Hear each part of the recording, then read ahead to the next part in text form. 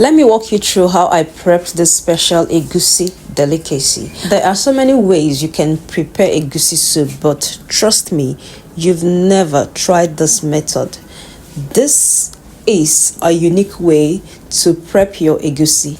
Now, one thing I do is I prefer to air fry some of my ingredients as well as my egusi. This helps to get that unique taste and flavor that comes with prepping egusi soup.